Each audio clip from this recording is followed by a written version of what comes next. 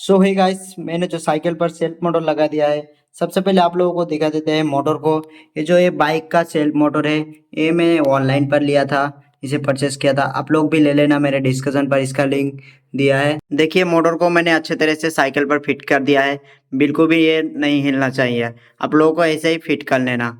और यहाँ पर जो मैं एक फ्रीवॉल लगा है, ये जो फ्रीवॉल आपको बाइक की शॉप पर मिल जाएगी।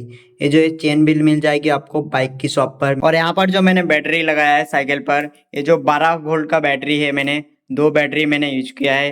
और इसी तरह आप लोगों को एक स्विच ले लेना है। आप लोगों को ये चीज़ ध्यान रखना है, ये 30 एच के ऊपर आप लोगों को स्विच लेना है।